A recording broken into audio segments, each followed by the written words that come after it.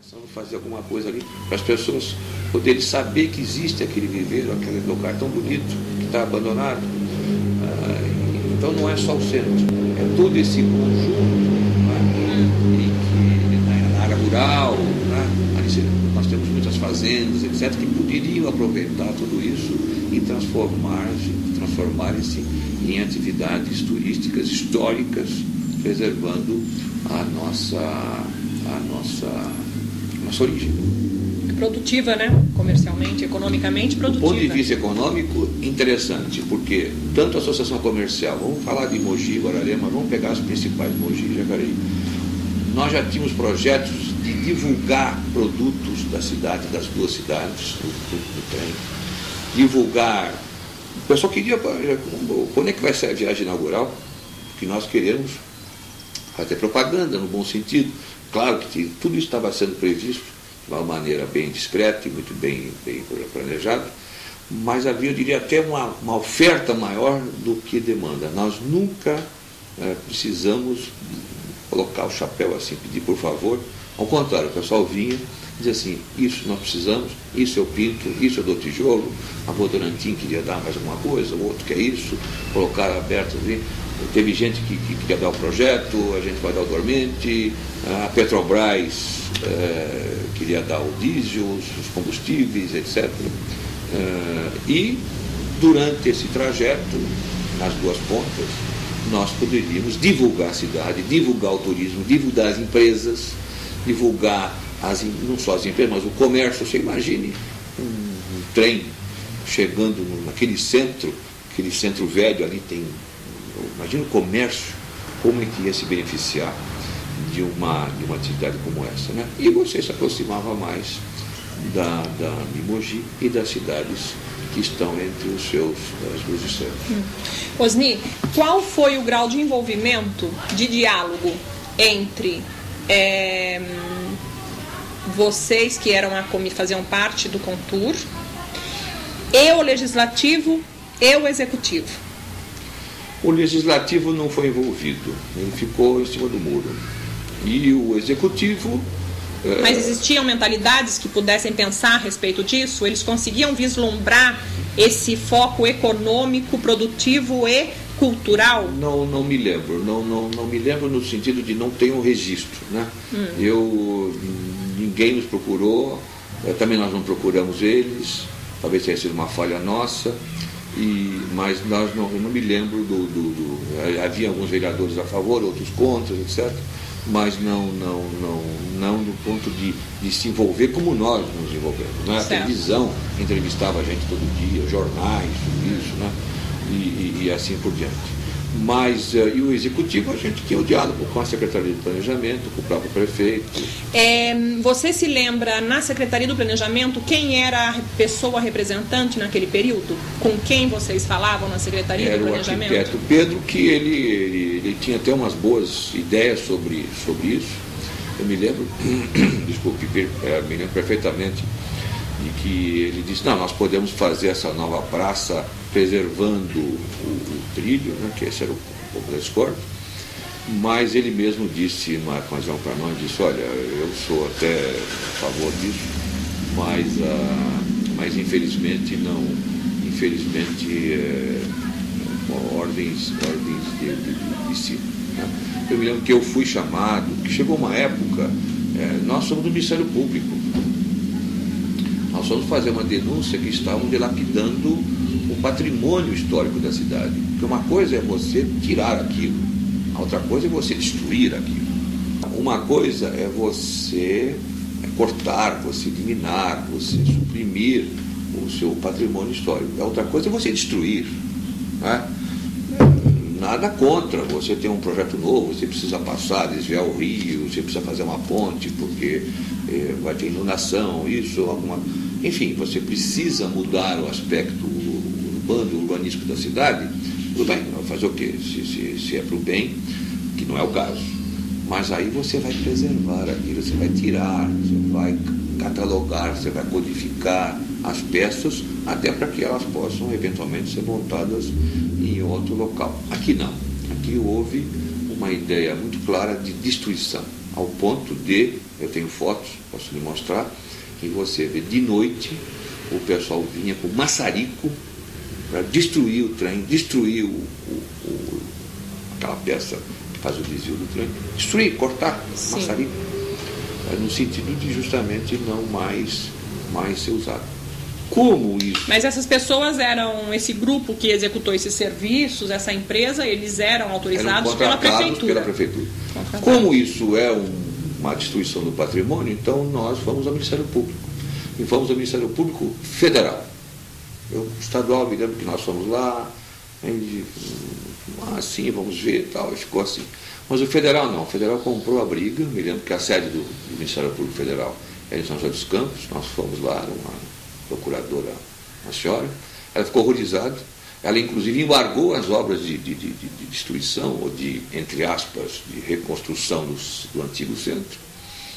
E ela Você deu lembra prazo, do nome, não? Não me lembro o nome dela, mas a gente tinha um contato muito grande com ela sofria muita pressão, e dali uns 2 meses ela foi promovida para outra cidade, e aí quando se viu, aquela velha história que a gente viu, inclusive lá em São Paulo, por exemplo. São Paulo você tinha a Casa dos Matarazzo, né, que foi tombada pelo patrimônio histórico. Estava lá, aí da noite, de madrugada, vai alguém lá e destrói tudo. E aí, já destruiu? Como é que você vai fazer? Né? Quem destruiu? Não sei, aquela velha história. No momento que você destrói, e aí como é que você vai recompor? Né? Além de destruir, furtado, roubado. Então aí, como é que faz? Aí nós desistimos. Vocês desistiram? Ou chegou a existir uma posição do Ministério?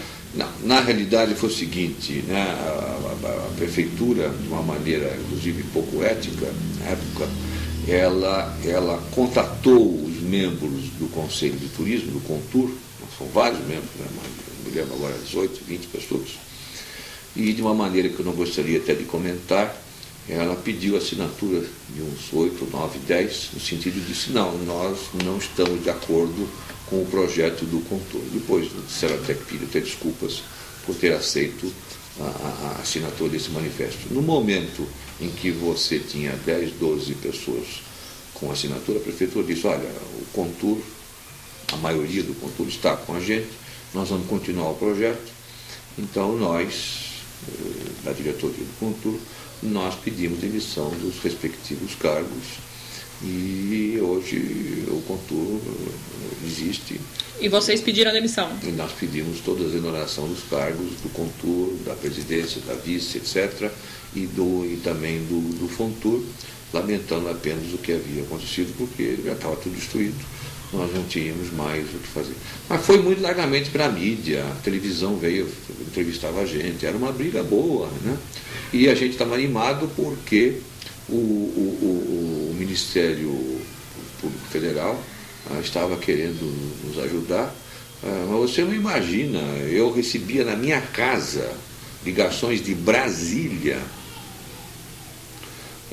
do pessoal do Ministério dos Transportes na área ferroviária, assim, seu Osni, por favor, dê um jeito nisso, nós sabemos, tem até deputados aqui pressionando a gente para abrir mão desse negócio, que a gente não pode por causa da questão política, etc. Mas vê se vocês dão um jeito, etc. Mas infelizmente não conseguimos o nosso intento. Então existia uma pressão a nível federal a favor do projeto do Executivo, da Prefeitura. Mas ao mesmo tempo os deputados ligados à política, eles pressionavam essas mesmas pessoas para que eles abrissem mão do projeto. Então o pessoal conversava com a gente em off, vamos falar assim. Sim. No sentido de ver se você consegue falar com o Ministério Público, etc. Interessante, uma das ocasiões que a gente foi no Ministério Público Federal, São José, ela disse assim, mas senhor, eu não estou conseguindo entender um negócio aparentemente pequeno como esse, e a gente está tentando que a prefeitura embargue essas obras como conseguiram, e a prefeitura teve aqui com 4, 5, 6 advogados caríssimos, que nós sabemos que os advogados custam milhares de dólares por hora para tentar, você sabe como é que é o direito, como é que é essa parte jurídica. Os bons advogados sempre conseguem descobrir algumas coisas dentro da lei, fora da lei, etc. E ela disse, eu nunca vi um corpo de advogados tão caro, contratados pela prefeitura, defendendo o projeto de destruição, não, mas pelo menos do não seguimento do transturismo. Mas isso, quando ela foi transferida, isso tudo caiu por terra e, como eu disse antes, quer dizer, no momento que você destruiu, né, como é que você consegue recompor? Né? Então aí é só você lamentar e paciência. Né? Hoje nós temos uma praça lá, essa praça, modéstia à parte, eu não sou urbanista, mas sou engenheiro, eu acho que a praça ficou até mais feia. Você tem lá uma série de abrigos de automóveis, de gosto extremamente duvidoso, pintado de vermelho, um negócio complicado, porque você tem a igreja no fundo, a matriz, né, uma fonte também de gosto duvidoso, um coreto de gosto duvidoso, e alguns gostam, outros não gostam, né? O gosto não se discute, mas eu acho que a gente perdeu muito. E você, como engenheiro, como me descreve o anel viário a avenida que eles fizeram, que eles traçaram ali no centro da cidade, da praça, do centro histórico, eles a chamam de anel viário? Então, essa praça, esse projeto da nova praça, estava dentro do escopo do famoso anel viário. Então, era a bandeira do anel viário. Mas cadê o anel viário? Né? Anel viário não é assim que se faz. Né? Você quer fazer um anel viário, você tem que... aliás, está escrito, é um anel, ele tem que ter início e começa depois do fim no início. E você alguma vez já viu um anel viário passar no centro de uma cidade? Não, eu nunca vi, nós contestamos isso. Na época, o plano diretor, fazia parte, ainda faço parte de uma maneira um pouco mais discreta, mas na época eu fazia parte de uma maneira mais ativa da Associação dos Engenheiros e Arquitetos aqui de Jacareí. E nós participamos do plano diretor. Eu me lembro que eu participei das reuniões tanto como Associação dos Engenheiros, como Ciesp, como Rotary, como Conseg e como Contour, né? E nós sempre pedimos, mas onde é que vai? Cadê o anel? A rua está aqui, rua de lá, ruas estreitas, ruas de paralelepípedo, você não pode. Ruas com desníveis, né? Você não pode ter um anel. Então, esse anel que fizeram, ele é bonito, não é anel, né? Me perdoe quem fez, mas ele não é anel, e nós continuamos com os problemas que a gente vê hoje, né, com congestionamento. Quer dizer, ou você tem que fazer, uma das ideias que a gente tinha na época, e associado com o trem, se você me permite, era transformar aquele centro velho inteirinho em calçadão. Olha só que coisa bonita. Você teria o entorno da estação ferroviária um imenso calçadão, mas como é que as pessoas com dificuldade de ambular, as pessoas mais idosas, elas poderiam se locomover? Nós tínhamos algumas ideias de alguns veículos movidos a eletricidade, elétricos, sem isso, aonde você teria ônibus menores que chegavam lá e você teria os ônibus do transporte coletivo fora daquele grande centro, de maneira a você transformar aquele centro velho num grande comércio, até para você florescer o comércio, fazer feira, onde hoje aquele parque, a gente podia fazer um centro de convenção, de feiras, etc. Ou aquele parque, fazer o próprio parque, enfim, não importa ali, você tinha bastante área para fazer isso. Essa era a nossa ideia. Tudo isso não foi feito em função desse famoso anel viário, que até hoje a gente não viu. Independente dos gostos, né, de um gostar de fazer uma fonte de um modo ou de pintar de cores, independente desses gostos, nós podemos pensar que existiu um erro técnico de percepção dos projetistas ou dos executores desse projeto quando afirmam que estão fazendo um anel viário? É um erro técnico ou você tem algum outro julgamento para isso? Eu acho que é a mesma coisa do que o projeto do trem. Eu me lembro que nós tínhamos, a prefeitura tinha reuniões na Sara, hoje chamada Sara Marulago, um dos prédios do onde era a casa dos ferroviários. Dos ferroviários. E era uma reunião muito boa, porque o prefeito, com os seus secretários, eles debatiam com os munícipes. E ali estavam todos os conselheiros. Eu me lembro que nós tivemos a oportunidade até de conversar, debater tete a tete com o prefeito e os secretários, e eu me lembro que na época do anel viário, junto com o projeto do trem, independente se tem trem ou não tem trem, eu me lembro que até o prefeito e a prefeitura disse, não, mas vocês têm razão, puxa vida e tal. Então eu acho que, respondendo um pouco a sua pergunta, esse erro de percepção, eu acho que talvez por falta de experiência, o pessoal não tinha tanta experiência em administrar uma cidade, acho que por medo, né? Medo de que esse povo está querendo ter dividendos políticos, e nós ali não tínhamos a menor intenção de ter qualquer dividendo político partidário. Eu acho isso uma coisa horrorosa. Não é porque é partido A, partido B, se o projeto é interessante, se não é, eu vou ser sempre a favor, eu vou ser contra, eu vou ajudar, independente de cor partidário.